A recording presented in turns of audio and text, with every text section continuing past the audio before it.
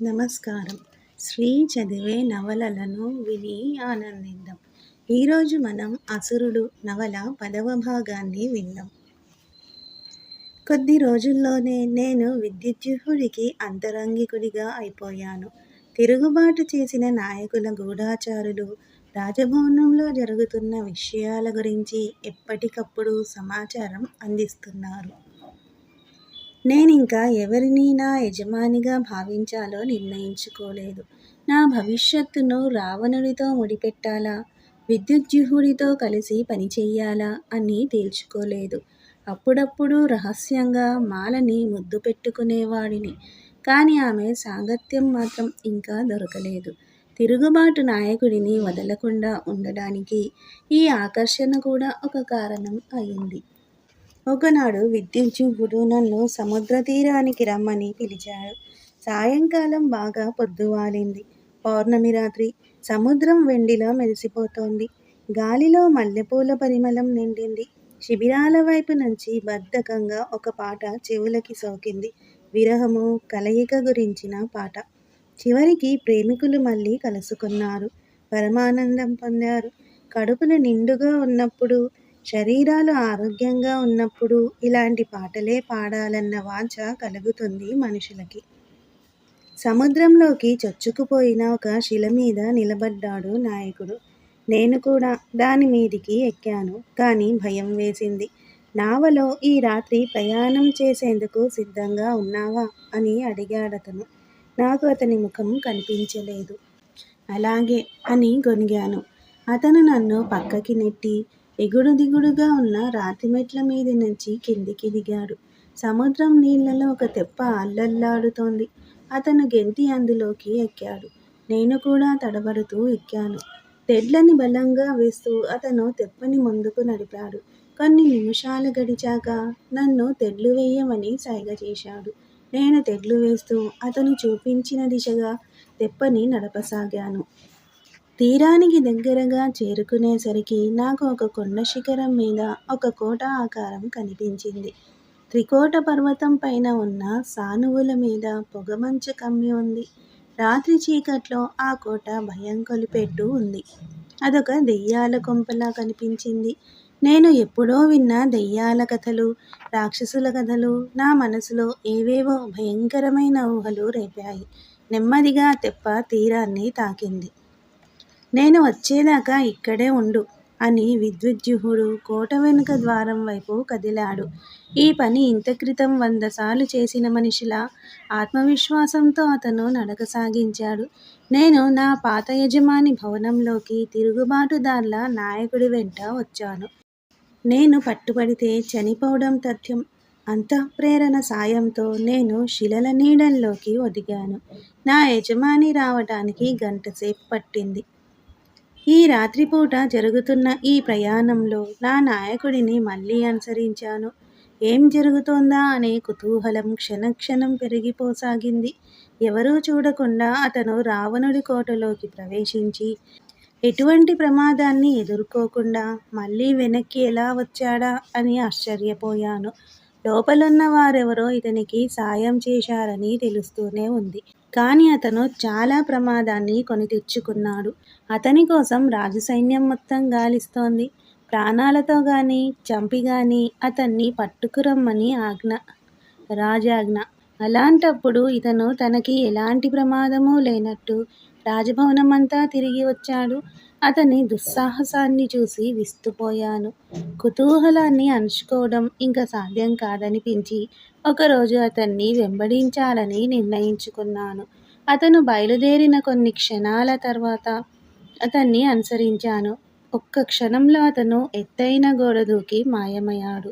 గోడ దగ్గరికి వెళ్ళి అతను ఉపయోగించిన తాడును పరీక్షించాను. నేను తాడు సాయంతో ఎక్కేందుకు చాలా కష్టపడవలసి వచ్చింది. పైకి చేరుకునేటప్పటికి చెమటతో తడిసి ముద్దయి విపరీతంగా ఆయాసపడడం మొదలుపెట్టాను. నెమ్మదిగా కోట ఆవరణలోకి దిగుతూ తిట్టుకున్నాను. దగ్గరలోనే దుస్తుల రెపరెపలు, ఎవరో రహస్యంగా మాట్లాడుతున్న శబ్దం వినిపించింది. ఆ శబ్దాలు వస్తున్న వైపుకి నెమ్మదిగా కదిలాను. చీకట్లో 2 ఆకారాలు ఒకదాన్ని ఒకటి పెనవేసుకుని గాఢంగా ముద్దు పెట్టుకుంటున్నాయి. పొడవుగా ఉన్న విద్యుజ్జిహ్వుడిని గుర్తుపట్టాను. ఆ స్త్రీ కూడా ఎక్కడో చూసినట్లు అనిపించింది. రాజకుమార్తె శూర్పణఖ. నేను నిర్ఘాంతపోయాను. నా మనసులో ఒక ప్రణాళిక రూపుదిద్దుకోసాగింది. నా ప్రత్యర్థిని అంతమొందించేందుకు ఇదే మంచి అవకాశం. ఆ క్షణాన ఇద్దరిలో ఎవరిని నా యజమానిగా ఎంచుకోవాలో నిర్ణయించుకున్నాను. విద్యుజ్జిహ్వుడు మూర్ఖంగా రావణుడి కోటలో ఒంటరిగా ప్రవేశించాడు. మానసికంగానూ, శారీరకంగానూ ఎటువంటి జాగ్రత్తలు పాటించకుండా, ఆత్మరక్షణ కోసం ఎటువంటి చర్యలు తీసుకోకుండా నేను అతన్ని దెబ్బతీసేందుకు అదే మంచి అదును. రాజుని ఒంటరిగా కలుసుకుని ఈ సమాచారాన్ని ఆయన చెవిన వేయాలి. రాజభవనాన్ని ఒకసారి చుట్టి వచ్చాను. నడిచేటప్పుడు పొదలమాటున ఉంటూ లోపలికి పోయేందుకు మంచి మార్గం ఎక్కడుందా అని వెతికాను. ఒక మామిడి చెట్టు పైకి ఎక్కి డాబా తలుపులు తెరిచి ఉంటాయని ఆశించాను. వాతావరణం వేడిగా ఉక్కపోతతో నిండి ఉంది. ఎవరో దగ్గేసరికి నేను కొయ్యబారిపోయాను. నా గుండె చప్పుడు నాకే వినిపించసాగింది. కొన్ని నిమిషాలు కదలకుండా అలాగే ఉండి మళ్ళీ ఎక్కసాగాను. ఒక కిటికీ తెరిచి ఉంది. దాని దగ్గరికి చేరుకున్నాను. లోపల మంచం మీద ఎవరో పడుకుని ఉన్నారు. ఆ మనిషి పక్కన పెళ్లి కూతురు లేనందువల్ల ఆ పడుకున్నది రాజో కాదో తెలియలేదు. కానీ ఒక పక్కకి తిరిగి ఉన్న అతని ముఖం రాజముఖంలాగే ఉంది. నేను తటపటాయించాను. కానీ అట్టే సమయం లేదని నాకు తెలుసు. మంచం దగ్గర చిన్న ప్రమిద వెలుగుతోంది. అతని ముఖం మీద నీడ కదులుతోంది. నేను గదిలో ప్రవేశించి రహస్యంగా మహాప్రభూ అని పిలిచాను. జవాబు రాకపోయేసరికి అక్కడ పడుకున్నది రావణుడేనా కాదా అని నిశ్చయించుకునేందుకు కాస్త దగ్గరగా వెళ్ళాను. హఠాత్తుగా పులిలా నా మీదకి ఉరికి ఆ వ్యక్తి నా గొంతు పట్టుకున్నాడు. నాకు భయంతో నోటమాట రాలేదు. అతను ఇంకొక చేత్తో దీపం వత్తిని పెద్దది చేశాడు. నా గొంతు పట్టుకున్నది విభీషణుడు. ఆ భవనంలో అన్ని గదులుంటే నేనీ దైవభక్తుడైన ద్రోహి గదిలోకే రావాలా? అతను నెమ్మదిగా తన పట్టు సడిలించి నన్ను కిందికి దింపాడు. నేను నేలమీద పడిపోయాను. అతను కత్తిని బయటికి తీసి నా మీద దాడి చేయబోయేవాడిలా నిలబడ్డాడు. నన్ను చంపొద్దు ప్రభూ, దయచేసి నన్నేమీ చేయకండి అన్నాను ఏడుపు గొంతుతో. ఒరే భద్ర, నన్ను హత్య చేద్దామనుకున్నావు కదూ త్రాష్టుడా! అతను కూడా అయోమయంలో ఉన్నట్టు కనపడ్డాడు. అతన్ని ఆ పరిస్థితుల్లో చూసి నేనింకా దీనంగా బతిమాలసాగాను. అతను కోపంతో నేలని కాలితో తన్నాడు. నేను ఏడవడం మానేసి గోడ దగ్గరికి పాకుతూ వెళ్ళి ముడుచుకుని కూర్చున్నాను. నాకింకా వణుకు తగ్గలేదు. అతని కోపం చూసి హడలిపోయాను. నాకు ఎప్పుడూ అతని గురించి అనుమానంగానే ఉండేది. అతను ప్రమాదకరమైన వాడని, పైకి చూపించే శాంతం, హుందాతనం కేవలం ముసుగులు మాత్రమేనని అనిపించేది.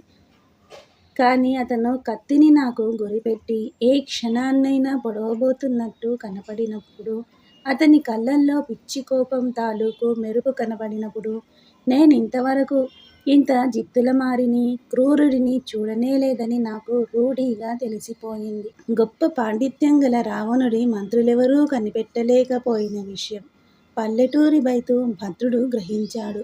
ఏదో ఒక రోజున అవకాశం దొరికితే ఈ దరిద్రుడు తన ఆత్మని కాస్త భూమి కోసమో, 4 బంగారు నాణాల కోసమో అమ్మేసుకోగలడు. నేను మళ్ళీ అతని కాళ్ళ మీద పడ్డాను. నా గదిలో ఏం చేస్తున్నావు నువ్వు అన్నాడు. అతని గొంతులో భయంకరమైన బెదిరింపు వినపడింది. ఇది మీ చెల్లెలికి సంబంధించిన విషయం. ఆమె ఎవరినో కలుసుకుంటోంది. దయచేసి నన్ను తన్నకండి. అతను నా గొంతు పట్టుకుని నేల మీద నుంచి నన్ను పైకి ఎత్తాడు. ఒరే తుచ్చుడా, నా చెల్లి విషయం నీకు ఎందుకు కావాల్సొచ్చింది అని చెవిలో గొనిగాడు. కానీ ఆ గొంతు నన్ను హడలగొట్టింది. ఒక పక్క ఊపిరి ఆడడం లేదు, దగ్గు వస్తోంది. అయినా కొన్ని నెలలుగా మీరు ఎవరి కోసం గాలిస్తున్నారు? ఆ రాజద్రోహి విద్యుజ్జిహ్వుడు, తిరుగుబాటుదారుల నాయకుడు ప్రస్తుతం తోటలో మీ చెల్లితో ఉన్నాడు అన్నాను లోపల సంతోషిస్తూ. ఆ మాటలు అన్నాక వ్యంగ్యంగా నవ్వాను. నువ్వు గొప్ప కులీనుడివని అనుకుంటున్నావు కదూ, నీకు కావాల్సిందే అనుకున్నాను మనసులో. అతను నన్ను మళ్ళీ నేల మీదికి తోశాడు. కానీ అతని బలం తగ్గిపోయిందని అనిపించింది నాకు. ఇంకొక మాట కూడా చెప్పకుండా ఉండలేకపోయాను.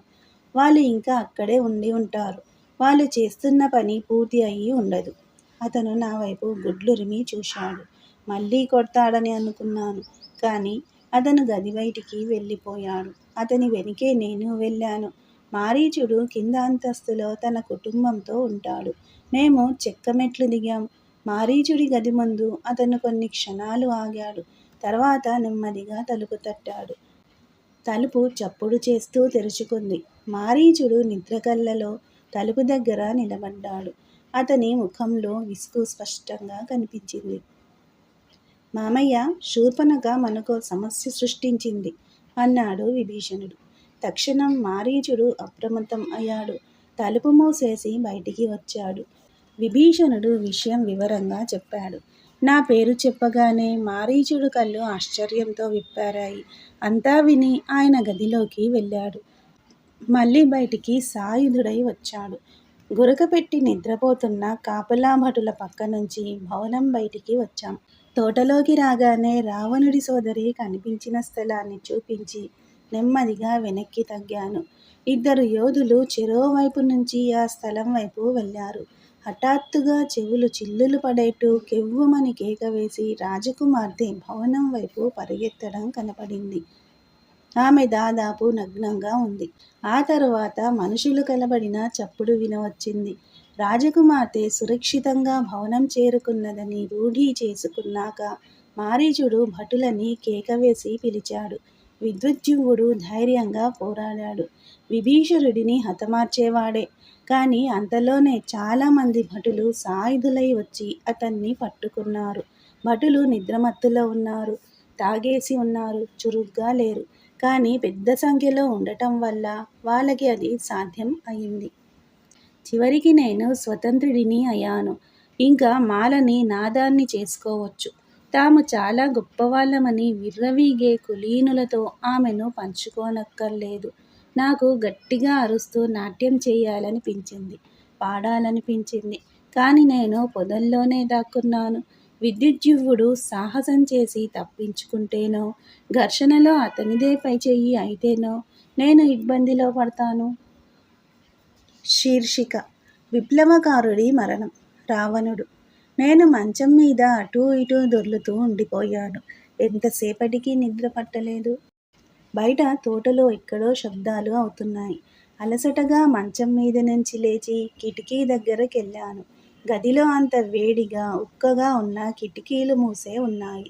నా భార్య వాటిని తెరిచేందుకు అనుమతించదు. ఎవరో తలుపు తట్టారు.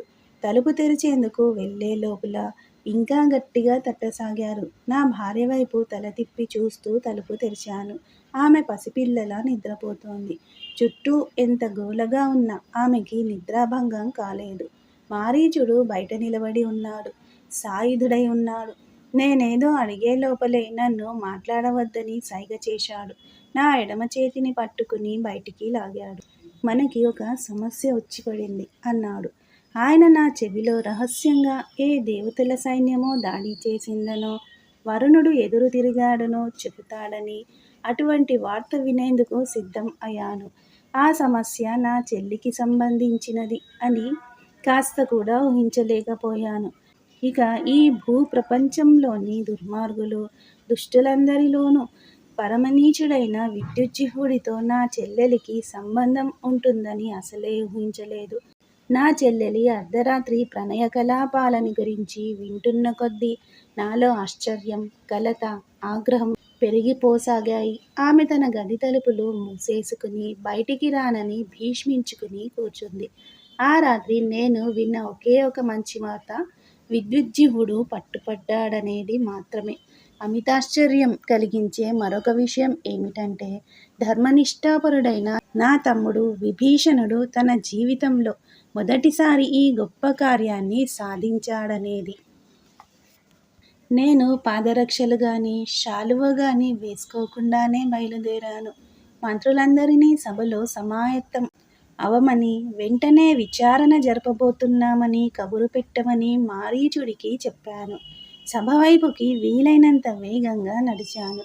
నేను పెద్ద శబ్దం చేస్తూ తలుపు ముయ్యడం కూడా నా భార్యకు వినపడి ఉండదని ఖచ్చితంగా చెప్పగలను.